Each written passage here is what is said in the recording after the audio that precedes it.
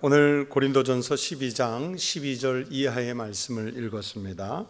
여러분, 이 말씀은 계속 이제 은사론이 계속되는데, 성령의 은사를 받은 그리스도인들 간의 상호 관계, 그리고 그리스도와 또 성도의 관계를 인간의 몸 또는 인간 몸의 지체라는 비유를 통해서 설명하고 있는 말씀입니다.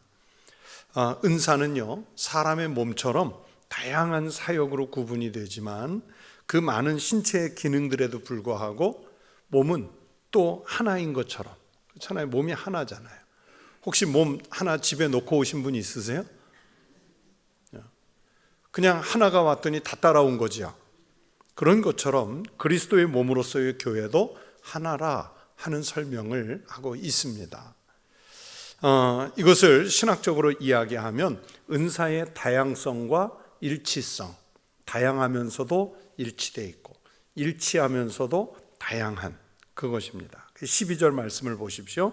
몸은 하나인데 많은 지체가 있고 몸의 지체가 많으나 한 몸임과 같이 그리스도도 그러하니라.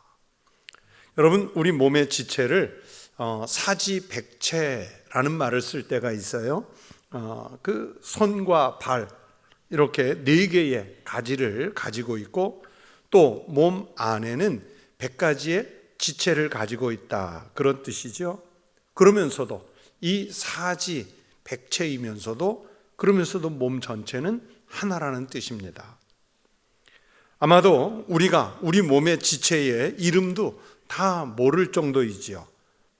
머리를 하나만 예를 들어도요, 머리 그러면 하나의 지체지만 그러나 그 안에는 눈도 있죠, 코도 있죠, 입도 있죠, 귀도 있죠, 치아, 혀, 뇌, 또 뇌만 해도 소뇌, 대뇌, 간뇌, 내관, 이런 것들 다 구분할 수 돼 있어요. 우리 배 안에는 어떨까요? 우리 배 안에 있는 장기의 이름을 다 아시나요? 대장, 소장, 콩파, 심장, 간, 십이지장, 쓸개, 그 외에도요, 우리가 이름을 모르는 정말 다양한 그런 의학적으로만 구분되는 그런 훨씬 더 다양한 장기들이 우리 배 안에 있단 말이에요. 이렇게 다양한 지체를 가지고 있어도요, 우리의 몸을 개수를 나누지 않습니다. 내 몸에 붙어 있는 모든 지체를 다 합해서 내 몸 하나로 보는 거예요. 내 몸 하나로 봐요. 엄마 몸 따로 있고 아내 몸 따로 있고 딸 몸 따로 있습니까? 아니잖아요. 하나예요. 이 지체에는 각각의 인격이 따로 붙어 있는 것이 아니라 한 몸을 이루어서 하나의 인격체를 이룹니다. 그와 같이 몸은 하나인데 많은 지체가 있고 몸의 지체가 많아도 한 몸인 것처럼 그리스도도 그러하니라. 오늘 성경이 말씀하죠. 그리스도도 그러하니라. 그렇게 말할 수 있는 근거가 무엇입니까? 13절 말씀을 보세요. 우리가 유대인이나 헬라인이나 종이나 자유인이나 다 한 성령으로 세례를 받아 한 몸이 되었고 또 다 한 성령을 마시게 하셨느니라.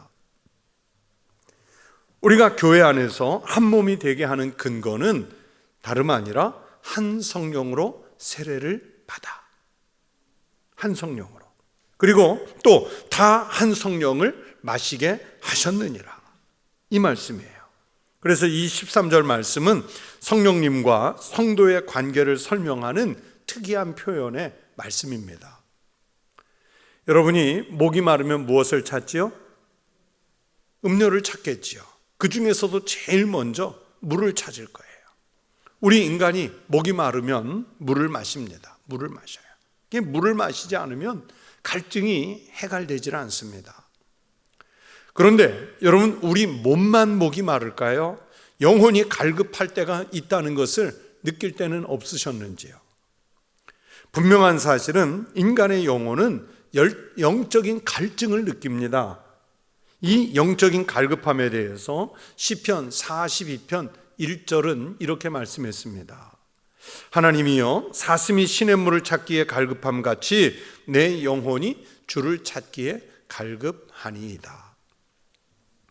사슴이 정말로 목이 마르면요, 물냄새를 맡으려고, 우리는 물냄새를 맡을 수 없는데 이런 말이나 사슴, 노루는요, 아무리 멀리 떨어져 있어도 물이 있으면 그 물냄새를 맡은데요, 그런데 그 물냄새를 맡기 위해서 온 신경을 집중할 때가 있는 것처럼 우리 영혼도 그렇게 집중해서 하나님께 그 영적인 갈증을 해결할 수 있게 해달라고 하나님께 영혼을 맡길 때가 있어요. 그 갈증을 해결해 줄 음료를 찾지만 여러분, 생수를 찾을 수가 없습니다. 영적인 갈증을 해소할 수 있는 유일한 음료는 오직 하나님의 은혜인 줄로 믿습니다. 그래서 시편 기자는 내 영혼이 주를 찾기에 갈급하니이다, 그렇게 고백했어요. 그리고 이것을 고린도 전서의 말씀들을 기준으로 하면 오직 성령께서 공급하시는 신령한 은혜가 우리의 영적인 갈증을 해결할 수 있는 유일한 생수라는 말씀이에요. 그래서 성도들의 영혼은 성령님과 교제해야 할 절대적인 필요성이 있게 됩니다. 이 모든 성도가 같은 갈증을 느끼고 모든 성도가 한 분 성령과 교제한다는 것을 바울이 이 13절 후반부에 다 한 성령을 마시게 하셨느니라, 이렇게 표현해서 말씀을 했어요. 이 표현은 그래서 교회의 단일성을 말하는 것이고, 한 성령의 기운을 받은 성도들이 교회 안에서 조화롭고 일치된 믿음의 삶을 각각의 직능에 따라서 감당하면서 살아야 한다는 것을 이렇게 전개를 한 말씀입니다. 여러분, 사람의 몸에 있는 여러 지체들은요, 상호 의존적이에요. 우리 몸 머리끝부터 발끝까지 겉으로 보이는 몸 또는 몸 속에 들어가 있는 그 다른 장기들, 이 모든 것은 상호 의존적입니다. 예를 들어서 얼굴만 놓고 생각해 보세요. 오늘 본문을 이제 쉽게 풀어서, 만약에 코를 냄새를 맡는 코가 나는 이 코 밑에 바로 입이 있으니까 입에서 항상 냄새가 나서 싫어, 입 좀 어디다 옮겨주세요, 그럴 수 있어요? 이제 이소부화를 가지고 말씀드리는 거예요. 만약에 귀가, 눈과 코는 그래도 같은 것들 자기네끼리 모여 있는데 나도 같은 식구인데 왜 반대편에 떨궈 놨습니까? 한 군데 모아주세요. 한 곳으로 모아달라고 말할 수 있겠어요? 눈이 그러는 거예요. 얼굴 중에서 눈이 정말 중요한데 건방지게 별로 중요하지 않은 눈썹이 눈보다 위에 있어? 바꿔주세요. 눈썹을 밑으로 깔고 눈을 눈썹 위로 올려주세요, 이렇게 말할 수 있을까요? 만약에 이들의 각자 자기네들의 요구대로 다 들어서 귀를 한쪽으로 모아주고 그러면 잘 들릴까요? 눈썹이 눈 아래로 내려오면 비가 오거나 해서 얼굴에 물이 흐를 때, 이물질이 흘러내릴 때 눈이 그것을 감당해낼 수 있을까요? 절묘하게 눈 위에 눈썹이 있으니까 얘네가 알아서 정리를 해주는 거예요. 그러니까 얼굴의 지체들은 정말 절묘하게 조화를 이루고 있습니다. 오늘 본문의 말씀처럼 눈이 귀중하다고 해서 우리 얼굴 전체를 눈으로 만들어요? 귀가 소중하다고 해서 우리 얼굴 전체를 귀로 만들어요? 입이 소중하다고 해서 입을 얼굴의 반으로 만들고 나머지는 다 작게 만들어요? 그렇지 않잖아요. 지금 있는 이 사이즈가 하나님께서 만드실 때 가장 적절하게 만들어 주신 거예요. 만들어 주신 거예요.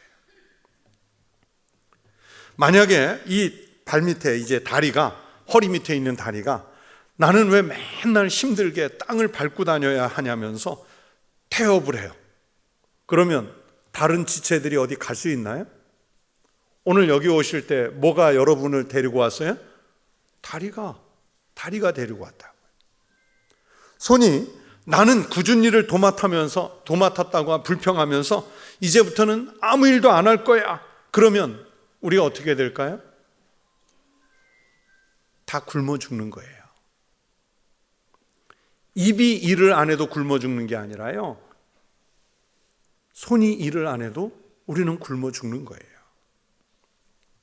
그렇게 우리 몸은 각각의 지체이지만 한 몸이고 또 한 몸으로서 서로 의존적이지요. 그래서 오늘 말씀대로 몸은 하나인데 많은 지체가 있고 몸의 지체가 많으나 한 몸인과 같이 누가 그렇다고요? 그리스도도 그러하니라. 이 말씀이 그래서 교회의 성립이 되는 거예요. 우리의 몸, 우리 신체가 그런 것처럼 신앙도 그렇습니다. 그리스도 안에서는 인간적인 불평등이나 은사와 또는 직분의 차별이 없으며 상호 보완의 유기적 관계로 연결되어 있다는 것이 오늘 본문의 말씀이에요. 특히 사회적으로, 경제적으로 비천하고 가난한 자들이라고 해서 그분이 하나님의 지체에서 열등한 것이 아닙니다. 은사가 조금 약하다고 해서 드러나는 은사가 없다고 해서 그 사람이 쓸모없는 사람이 되는 것은 아닙니다. 오히려 바울은 이 말씀을 통해서 서로 의존적이어야 하고 서로 협력해야 할 관계임을 말씀하는 거예요. 오늘 본문 25절 말씀을 보세요. 몸 가운데서 분쟁이 없고 여러 지체가 서로 같이 돌보게 하셨느니라. 말씀대로 몸은 서로 분쟁이 없어요. 오늘 아침에 혹시 내 손하고 내 다리하고 싸우셨나요? 혹시 오늘 아침에 내 입하고 내 눈하고 한바탕 했나요? 오늘 아침에 혹시 속 안에 있는 심장과 몸 밖에 있는 다른 장기가 한바탕 했나요? 내 몸에서는요, 분쟁이 없어요.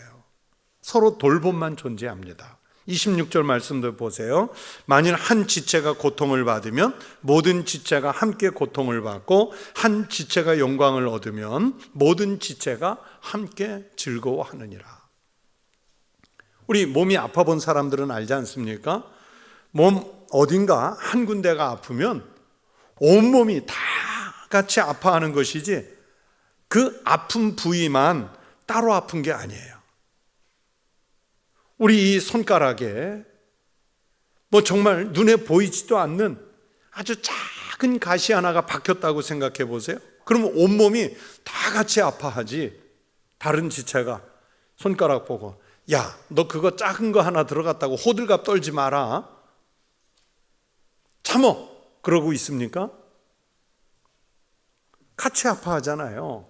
눈에 안 보이는 그 작은 가시 하나만 박혀도요, 온 신경이 거기에 쓰여서 그 같이 빼내는데 힘을 합치지 않습니까? 만약에 내가 공부를 열심히 해서 석사 학위를 받든 박사 학위를 받든 학위 수여식 그 자리에 가서 석사모 박사모를 쓰게 되는데, 그럼 다른 지체들이 머리 보고 야, 너 머리에 박사모 써서 석사 모자 써서 참 좋겠다. 너 혼자 영광 받아라. 우리는 안 갈란다. 혼자 다녀와라. 그러면서 안 따라갑니까? 아니잖아요. 그 영광의 모자를 머리에 쓰는 것 같지만 전 인격체가 함께 영광을 누리는 거예요. 오늘 성경이 말씀하죠.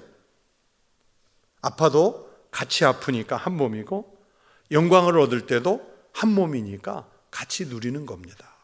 한 지체의 고통은 몸의 고통이 되고 한 지체의 영광은 한 몸의 영광이 됩니다. 자, 사도 바울은 오늘 성경에서 은사 이야기를 하면서 왜 긴 부분 몸과 지체의 이야기를 할까요?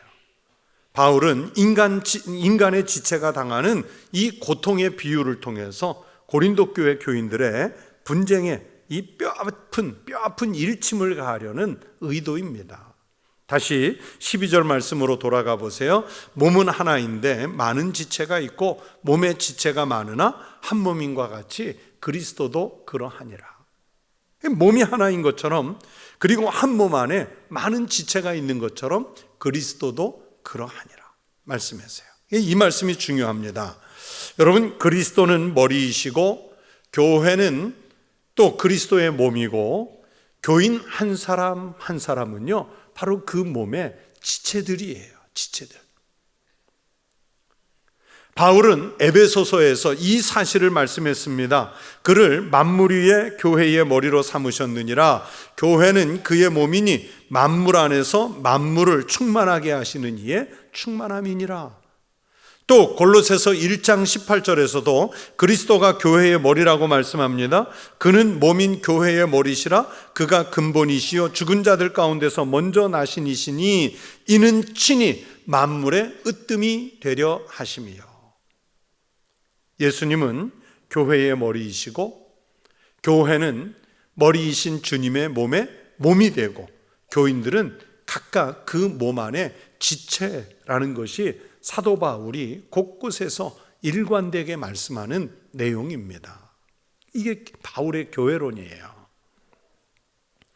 그래서 교회는 예수님을 머리로 한 지체이기 때문에 나뉘어서는 안 됩니다. 교회 안에서 그리고 성도는 서로의 은사를 인정해주고 다양성을 인정해주고 서로의 직분을 인정해야 하고 서로가 갖고 있는 지체의식을 회복해야 됩니다. 그리고 같은 몸이고 지체이기 때문에 예수 그리스도 안에서 사랑의 회복을 추구하는 신앙이어야 합니다. 그런데 현실적으로 지금 고린도 교회는 어떻게 됐습니까? 한 몸 같아 보이나요? 지체가 다 쪼개져 가지고요, 한 몸이 아니라 수십 개, 수백 개의 몸처럼 돼버렸어요. 그러면서도 은사를 통일시키려고 그래요. 고린도 교회는 지금 그리스도의 몸을 쪼개가지고 뭐 바울파, 베드로파, 아볼로파, 그리스도파 이렇게 만들었어요. 우상에게 바친 제물을 먹는 문제로 교회를 쪼갰어요. 머리에 예배포를 쓰느냐 마느냐 하는 문제로 분열이 일어나서 지금 그리스도의 몸을 자기네들이 쪼개고 있어요. 은사의 크기를 갖고 은사의 높낮이를 따져가면서 방언이 그 중에 제일의 은사고 다른 은사들은 은사도 아니야 그러면서 다른 은사를 무시해요. 그러면서 방언의 은사로 막 통일시키려고 그래요. 그러니 방언의 은사가 없는 사람들은 마치 아무런 은사도 없는 것처럼 교회에서 소외가 되는 거예요. 이런 행태가 하나같이 예수 그리스도의 몸을 쪼개고 있는 죄를 짓고 있는 것입니다. 이따가 말미에도 말씀을 드리겠지만 한국교회라고 해서 다른가요? 방언을 할 줄 아는 사람은 방언 못하는 사람을 무시하는 성향이 있어요. 환상을 한 번도 못 봐본 사람은 별로 신앙이 잘하지 못한 것처럼 그렇게 취급을 받을 때가 있어요. 전혀 아니잖아요. 방언할 줄 아는 사람이 있으면 신유의 은사가 있는 사람이 있고 예언할 줄 아는 사람이 있고 지식의 은사가 있는 사람이 있고 지혜의 은사가 있는 사람이 있고 교사의 은사가 있고 집사의 은사가 있고 장로의 은사가 있고 목사의 은사가 있고 권사의 은사가 있고 각각의 다양한 은사가 있는데 이걸 인정을 안 해요. 고린도 교회가 지금 그렇게 됐는데 고린도 교회만 그런 것이 아니라 현대 우리 교회들도 그렇단 말이에요. 다 자기들의 주장은 정당하다고 하고 양보하지 않으려고 하면서 싸우고 분열하고 있습니다. 고린도 교회가. 교회에 다툼이 있고 서로가 은사를 자랑하면서도 섬김이 없고 자신만을 내세우는 신앙이라면 그것은요 그리스도의 몸을 아프게 하는 결과를 가져옵니다. 이것은 한마디로 비유하자면 자해를 하는 거예요. 여러분 자해가 뭡니까? 자기 스스로 흉기를 들어서 자기 몸에 상처를 내는 게 자해잖아요. 지금 고린도 교회가 자해를 하고 있는 거예요. 자해를. 그런데요, 역사적으로 교회는 오히려 밖에서 공격을 받고 또는 박해를 받을 때가 있으면 뭉쳐서 잘 이겨냈는데 오히려 박해가 있을 때 잘 부흥시켰는데 교회가 조금 평화로울 때 또는 안정적일 때는요 밖에서 박해가 없는데도요 교회 내부에서 스스로 이 고린도 교회처럼 스스로 몸을 쪼개가지고 그러다가 자멸하는 경우들이 있어요. 자해하는 사람들을 정상적인 사람으로 볼 수 있겠어요? 스스로 자해하고 몸을 쪼개는 교회를, 그것을 올바른 교회라고 말할 수 있겠어요? 고린도 교회가 지금 그렇다는 거예요. 자, 현대 우리 한국 교회가 위기다 하고 하는데, 여러분, 교회나 교단을 밖에 있는 사람들이, 정치 권력을 가진 사람들이 나라가 법으로 교회를 쪼갰습니까? 그런 적 없어요. 오늘날 큰 시험과 갈등 중에 있는 교회들을 보면 외부에서 교회를 혼란스럽게 해서 그렇게 됐습니까? 아닙니다. 대부분 교회 내에서 교회 지도자들 스스로의 갈등으로 교회가 와야 되는 거예요. 뭐 예를 들면 목사를 가운데 놓고 뭐 친목사파, 반목사파, 또는 목사파, 장로파, 또는 아니면 뭐 젊은 세대파, 또는 노년 세대파, 이런 갈등들 때문에 교회가 흔들리고, 또 뭐 교회가 건축을 앞두고 있으면 건축 찬성파, 뭐 건축 반대파, 교회를 그 건축을 진행해 가는 과정에서 뭐 이렇게 하자는 파, 저렇게 하자는 파, 그러면서 교회들이 스스로 몸을 쪼개서 자멸하지, 뭐 밖에서는 이런 일에 신경도 안 써요. 자, 하나같이 주님을 우리 교회의 머리입니다 그렇게 말하면서, 머리이신 주님은 몸을 쪼개라고 명령하지 않으셨는데, 자기네들이, 즉 지체들이 알아서 주님의 몸인 교회를 쪼개버리는 거예요. 상처를 줘요. 그래서 이것들이 바로 교회를 망가뜨리는 자해입니다. 이 지체의식이 없는 것이죠. 한 몸이라는 의식이 전혀 없는 거예요. 교회가 정말 그리스도의 몸이고 사랑의 공동체라면 연약한 부위, 연약한 사람, 은사가 약한 사람, 믿음이 약한 사람을 돌봐주고 격려해 주어야 합니다. 그래서 바울은 은사의 크기를 자랑하지 말고 연약한 지체를 돌보는 것이 교회의 본분임을 오늘 본문에서 말씀합니다. 22절을 보십시오. 그뿐 아니라 더 약하게 보이는 몸의 지체가 도리어 요긴하고 그랬어요. 겉으로는 약해 보이는 그 지체가 주님께 더 요긴한 사람일 수 있다는 뜻입니다. 23절도 보십시오. 우리가 몸에 덜 귀히 여기는 그것들을 더욱 귀한 것들로 입혀주며 우리의 아름답지 못한 지체는 더욱 아름다운 것을 얻느니라. 눈에 보이지는 않지만요, 사람들에게 겉으로 드러나 보이지는 않지만 입속의 혀가 약하잖아요. 혀가 약해요.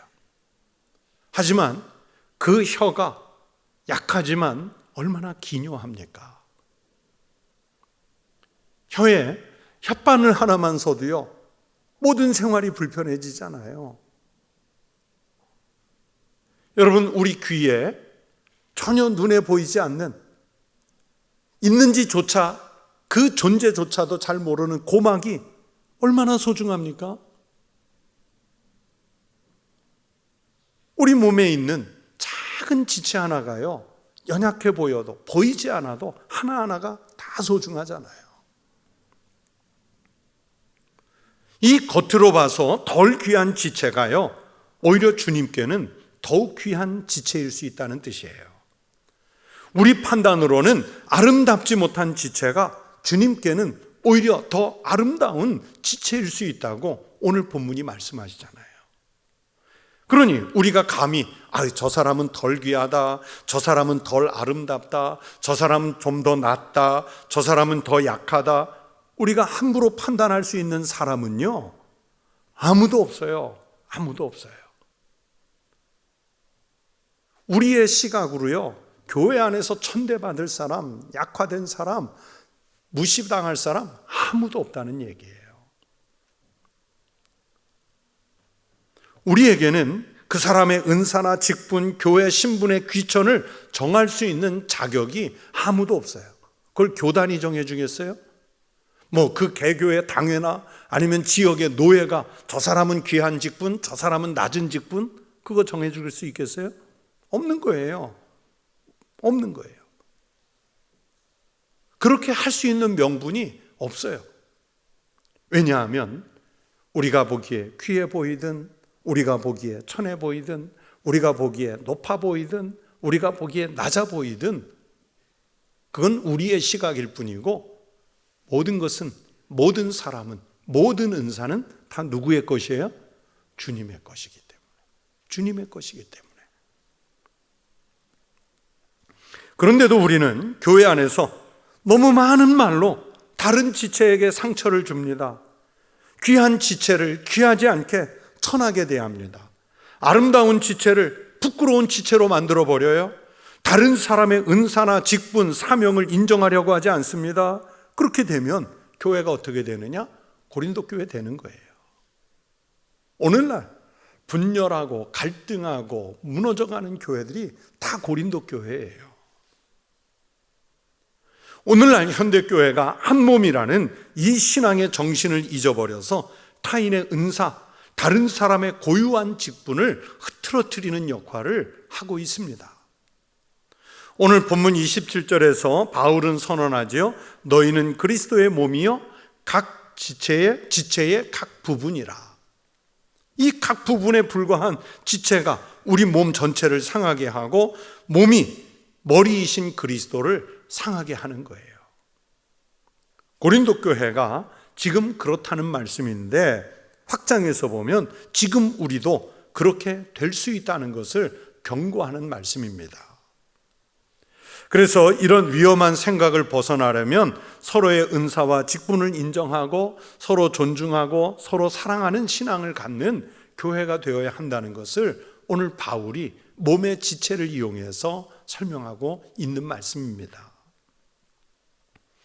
그리고 오늘 본문의 끝인 28절 이하의 말씀도 앞부분에 이어서 다시 한번 은사의 내용들이 소개됩니다. 28절 말씀에 이 은사는 직분 또는 직책으로서의 은사를 말씀하고 있습니다. 하나님이 교회 중에 몇을 세우셨으니 첫째는 사도요, 둘째는 선지자요, 셋째는 교사요, 그 다음은 능력을 행하는 자요, 그 다음은 병 고치는 은사와 서로 돕는 것과 다스리는 것과 각종 방언을 말하는 것이라. 여러분, 이 말씀에는요 눈에 띄는 특징이 있습니다. 바울이 은사를 소개하면서 순서를 매기면서 제시를 했어요. 첫째는 사도며, 둘째는 선지자, 셋째는 교사, 그 다음은 능력을 행하는 자, 그 다음은 병 고치는 은사와 서로 돕는 것과 다스리는 것, 그리고 마지막으로 각종 방언을 말하는 것이라고 했습니다. 한 절의 말씀이지만 여기에 은사가 몇 개가 소개되어 있느냐? 여기에만 8가지가 소개가 되어 있어요. 8가지. 자, 이 8가지 은사 중에서 앞에 처음 3가지는요, 교회의 기초가 되는 말씀과 관련된 사람이라는 은사예요. 말씀과 관련이 되어 있어요. 그리고 그 다음 5가지는 은사 자체. 그 5가지는 은사 자체를 말해요. 처음 셋은 순서가 있죠. 그러나 그 다음 5은 특별한 순서를 제시하지 않고 그냥 뭐라고 되어 있어요? 그 다음은 이라는 말로 반복해서 은사를 제시합니다. 처음 이 3가지 직분 중에서도 바울은 첫 번째 존재로 사도라는 은사를 내세우지요. 이 사도의 직분이 첫째라는 말씀이에요. 교회에서 첫째다. 사도가 어떤 직분입니까? 예수 그리스도의 복음을 위해서 예수님이 제자로 불러 세우고 세상을 향해 파송된 사람들을 사도, 아포스틀이라고 말해요. 그래서 사도라는 말은 대리자의 자격으로 파송을 받은 사람들, 그런 뜻을 가지고 있습니다. 이 아포스틀이라는 말이 그런 뜻을 가지고 있어요. 그러니까 직접적으로는 이분들은, 사도들은 예수님의 공생애에 동참했던 분들로서 예수님으로부터 복음을 위임받은 사람들을 말하는 거예요.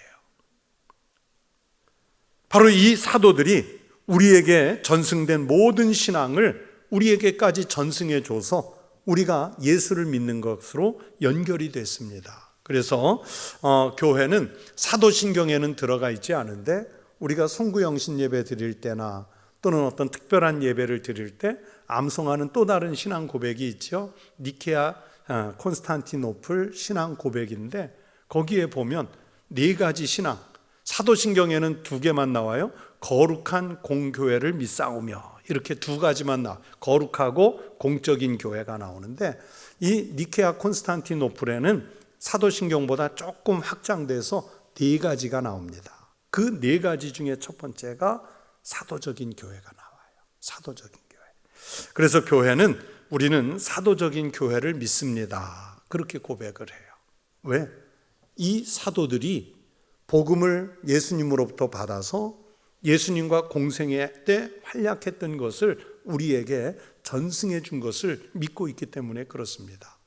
우리가 어디에서 따로 연구해서 복음을 받은 게 아니라 이 사도들께서 전해주신 복음을 오늘 우리가 믿고 있는 거예요. 두 번째로 언급된 것은 선지자라는 직분과 은사입니다. 이들에 대해서는 14장에 다시 나올 거예요. 그리고 앞에 10절에서도 선지자, 또 다른 말로는 예언자인데 이 10절에서도 예언의 은사가 나와 있죠.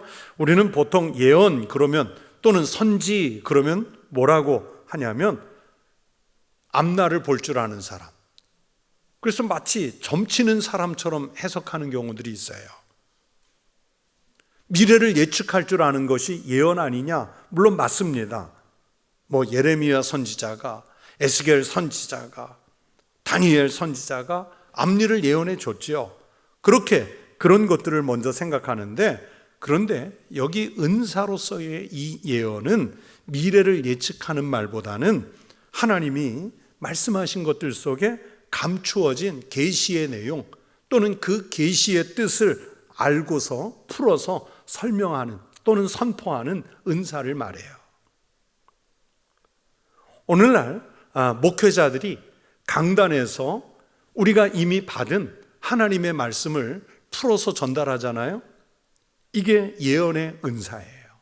예언의 은사예요. 여러분 성경책이 뭐 수십 권입니까? 이거 달랑 한 권이잖아요.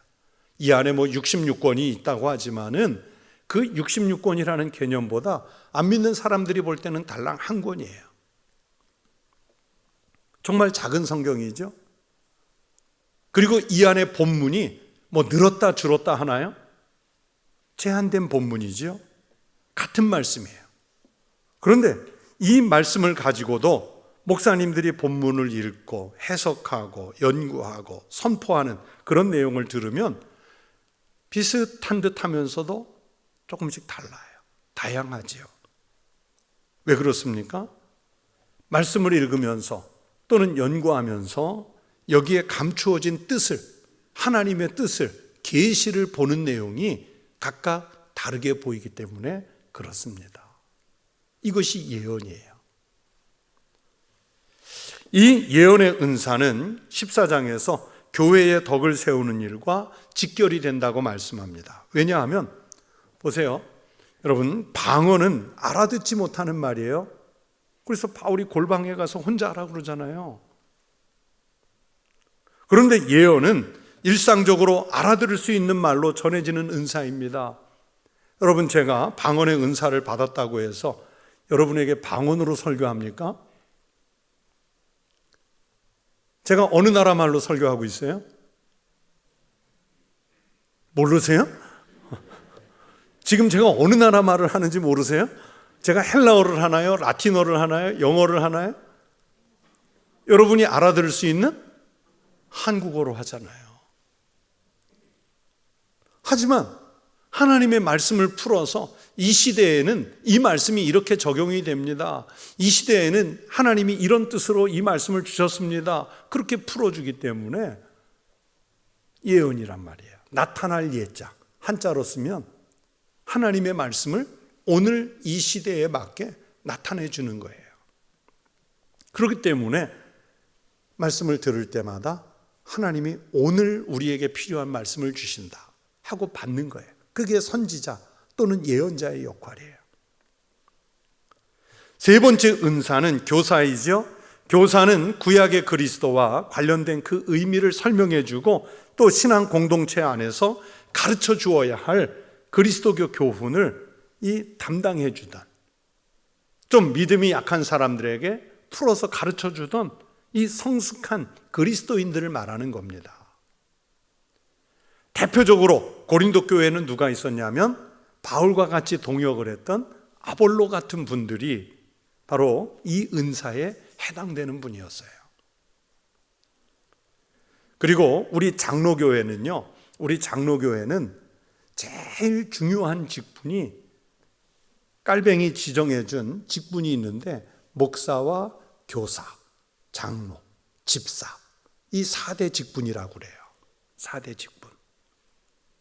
목사와 교사와 장로와, 그래서 지금은 그렇지 않은데 옛날 깔뱅이 제네바에서 장로교, 또는 존 녹스가 스코틀랜드에서 장로교를 할 때는요, 이 분들은 전부 요즘으로 치면은 거의 전임 사역자들이었어요. 그래서 교회가 사례를 했어요. 교회 일에 전적으로 같이 동참하는 사람들이었어요. 그래서 이 교사는, 우리 장로교에서 교사라는 직분은 오늘날 교회학교의 교사를 말하는 게 아니고 신학교 교수 같은 분들이에요. 신학교 교수. 그래서 이 네 개의 직분이 우리 장로교의 4대 직분인데, 이 3가지 사역, 오늘 본문에 나오는 사도와 선지자 그리고 교사는 공통점이 있죠. 하나같이 말씀의 사역을 해요. 말씀의 사역을. 그래서 교회를 말씀으로 세우고 성장시키는 그 사역에 관계된 은사입니다. 은사예요. 이어서 다음 5가지 사역, 즉 능력을 행하는 것, 병 고치는 은사, 서로 돕는 은사. 잘 돕는 것도 은사예요. 그래서 가끔 보면 저 사람은 총무 은사가 있어. 어떤 모임에 가면 총무를 정말 잘하는 사람이 있죠. 은사예요, 은사. 다스리는 은사, 다양한 방언의 은사. 이 사역자보다는 그 은사 자체를 부각시키고 있는 은사들이죠. 사도, 선지자, 교사의 부차에다가 비춰보면 이 5가지 은사는 좀 2차적인 거예요. 이 은사를 받은 사람보다는 은사의 기능, 거기에 관심이 있습니다. 이 고린도 교회가 그렇게 중요하게 여기는 방언의 은사를 굳이 맨 뒤에다가 갖다 놓았어요. 그래서 왜 방언의 은사를 맨 뒤에 갖다 놨을까? 신학자들은 아마도 바울이 고린도 교회가 하도 방언을 1순위에 놓고 있으니까 의도적으로 뒤로 뺀 걸로 봐요. 의도적으로. 바울이 이런 은사들을 소개한 후에 29절, 30절에서 질문형으로 묻고 있습니다. 다 사도이겠느냐? 다 선지자이겠느냐? 다 교사이겠느냐? 다 능력을 행하는 자이겠느냐? 다 병 고치는 은사를 가진 자이겠느냐? 다 방언을 말하는 자이겠느냐? 다 통역하는 자이겠느냐? 바울이 질문형으로 쓴 것은 자신의 은사가 뛰어나다고 자부하는, 즉 은사를 독점했다고 생각하는 사람들을 질책하는 투의 말씀이죠. 어떻게 한 그리스도인이 이 많은 은사를 다 받을 수 있겠느냐는 거예요. 교회 안에 교인들이 가진 다양한 은사는 자기가 원해서 결정하는 것이 아니라 은사를 주시는 하나님의 뜻대로 나누어 주시는 것입니다. 11절을 보세요. 이 모든 일은 같은 한 성령이 행하사 그의 뜻대로, 누구 뜻입니까? 하나님의 뜻대로 각 사람에게 나누어 주시는 것이니라. 하나님이 나누어 주신 거예요. 따라서 은사는 주시는 대로 그것을 가지고 겸손히 교회의 덕을 세우기 위해서 사용해야 할 책임이 은사든 직분이든 받은 사람들에게 있는 거예요. 그것을 나중에 14장에서 다시 한번 말씀을 드릴 예정입니다. 오늘 본문을 통해서 우리는 은사에 대해서 정리를 해야 됩니다. 첫째, 성령의 은사는 다양하다는 것을 인정해야 됩니다. 우리는 다양성을 잘 인정을 안 해요. 우리나라 국민은요, 통일을 되게 좋아해요. 어렸을 때부터 하도 우리의 소원은 통일 그러고 배워서 그런지 식당에 가서도요, 만약에 4명이 가서 한 사람이 앞에서 나 짜장면 그러면 어떻게 돼요? 통일해 그래. 근데 만약에 한 사람이라도 나는 오늘 짬뽕 먹을래 그러면 야 늦게 나오잖아. 그렇게 되면 통일해 그러면서 그냥 강제로 통일시켜버려요. 자주 그러셨죠. 그래서 저는 이렇게 가까운 사람들하고 식사 가면 일부러 주문을 좀 늦게 해요. 제가 이제 목사이다 보니까 기준을 정하는 것 같을 때가 있어요. 만약에 제가 짜장면 그러면 다른 사람들도 다 따라올 것 같아서 그냥 모른 척하고 한참 고민하는 척해요. 사실은 정해놨는데 딴 분들이 짜장이든 울면이든 짬뽕이든 정한 다음에 그럼 나도 짜장 그렇게 하는 거예요. 앞에서 제가 또 말씀드리다 했던 게 언젠가 우리 한국교회에서 뭐 좀 신앙생활 이렇게 열심히 해서 방언할 줄 아는 사람이 아니 교회를 10년, 20년 다녔는데 방언도 못해? 그러면서 뭐 나 방언했다는 거를 드러내고 막 그냥 니스매끼리 네스매끼리 하면서 막 기도하는 분들이 있어요. 그게 안 돼요. 그래서 이제 14장 가면 왜 그게 조심해야 되고 절제해야 되는지 그게 다 나와요. 바울이요, 방언의 은사가 없어서 방언을 안 했습니까? 바울이 그래요. 내가 여러분보다 방언을 더 잘 말함을 하나님께 감사한다 그러잖아요. 그런데 안 해요. 은사 통일을 시키려고 하지 마세요. 나는 방언의 은사를 받았지만 신유의 은사가 있지만 저분은 돕는 은사가 있다. 저분은 섬기는 은사가 있다. 저분은 말 안 하는 침묵의 은사가 있다. 다 은사예요. 이 다양하지만 동일한 성령으로부터 온 것인 것을 알아야 돼요. 그러면 은사자는 두렵고 떨림으로 교회의 유익을 위해서 하나님이 나에게 이 은사를 주신 것은 교회의 유익을 위해서 쓰라고 주신 거예요. 지난번에 보신 12장 7절의 말씀을 다시 보세요. 각 사람에게 성령을 나타내심은 유익하게 하려 하심이라. 어떤 은사를 받으셨든지 유익하도록 사용하는 성도 되시기를 바랍니다. 둘째, 은사는 모든 그리스도인들에게 주어진다는 것을 알아야 돼요. 여러분 심지어 믿음도 은사라고 지난 시간에 말씀드렸잖아요. 제가 가는 거 그렇게 말했나요? 성경에 분명히 믿음의 은사라고 그랬잖아요. 믿음도 은사예요. 모든 그리스도인들에게 주어진 은사들 중에서 그래서 더 중요하고 덜 중요한 게 없습니다. 하나같이 다 소중해요. 그러므로 교회 안에서는 서로의 은사 또는 다른 사람이 받은 직분, 직책을 존중하면서 조화를 이루어서 사용해야 합니다. 높고 낮은 것, 천하고 귀한 것 따지려고 하지 말고 교회의 덕을 세우기 위해서 조화롭게 사용하는 성도 되시기를 바랍니다. 또 세 번째는 은사가 탁월하다고 해서 그것이 성숙한 그리스도인의 표시는 아니다라는 것도 알아야 돼요. 왜 이 이야기를 하냐면 고린도 교회는 방언을 할 줄 알면 성숙한 거고 방언을 못하면 성숙하지 않은 거예요. 그렇게 인식이 되어버렸어요. 아니에요. 또 교회에서 뭐 어떤 특정한 직분을 받았으면 그 직분이 그 사람을 성숙하게 합니까? 아니에요. 직분이 없어도 훨씬 더 성숙한 사람도 많을 수 있거든요.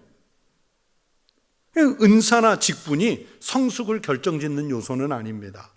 성숙한 그리스도인의 여부는 은사 또는 직분이 아니라 어떤 성령의 열매를 맺느냐로 결정을 합니다. 성숙한 그리스도인들이 맺을 성령의 열매가 무엇이 있겠어요? 오직 성령의 열매는 사랑과 실학과 화평과 오래 참음, 자비와 양선, 충성, 온유, 절제잖아요. 성경이 뭐라고 그래요? 이와 같은 것을 금지할 법이 없느니라 말씀하시잖아요. 은사를 받았으면 또는 직분을 받았으면 그래서 그것으로 그 은사를 통해서 우리는 이 성령의 열매를 맺고자 해야 합니다. 주님의 요구는 은사를 자랑하는 것보다도 그리스도의 장성한 분량이 충만한 데까지 이르는 것이라고 성경은 말씀하셨어요. 우리가 다 하나님의 아들을 믿는 것과 아는 일에 하나가 되어 온전한 사람을 이루어 그리스도의 장성한 분량이 충만한 데까지 이르리니, 결국 은사를 통해서 이루려고 하는 마지막 종착점은 그리스도의 장성한 분량입니다. 이 은사를 은사를 이 목적을 위해서 사용돼야, 그래야 은사가 올바른 것이고 올바른 직분이에요. 그래서 오늘 본문 31절은 결론처럼 이렇게 말씀합니다. 너희는 더욱 큰 은사를 사모하라. 내가 또한 가장 좋은 길을 너희에게 보이리라. 성숙한 그리스도인이 되어야 비로소 교회의 덕을 세우기 위한 은사가 사용됩니다. 그래서 이 다양한 은사들 중에 더욱 큰 은사가 필요한데, 이 더 큰 은사를 이제부터 이야기하겠다. 그러면서 13장으로 연결이 되는 거예요. 지금까지 나온 이 다양한 은사들보다 더욱 큰 은사가 무엇인지 이제 다음 시간에 13장을 통해 말씀을 드리겠습니다. 기도하겠습니다. 하나님 아버지, 감사합니다. 우리에게 그리스도인이 되어 믿음의 은사로부터 하나님이 다양한 은사와 직책과 직분을 우리에게 주셨으니 감사합니다. 이 모든 것은 한 성령으로부터 왔고 한 성령을 마시게 하셨기에 받은 은사요 직분들인 줄로 믿습니다. 이 모든 것을 가지고 교회의 덕을 세우고 세상에 그리스도의 유익을 위해서 사용하는 은사 되게 하여 주옵소서. 이 시간 주님께 귀한 예물을 바친 손길들이 있습니다. 하나님, 이 예물을 바칠 수 있도록 마음을 주심도 하나님 은혜인 줄로 믿고 감사를 드립니다. 드린 손길, 가정, 일터 위에 더욱 풍성하게 채울 주의 복 있게 하여 주시옵소서. 감사하며 예수님 이름으로 기도하옵나이다. 아멘.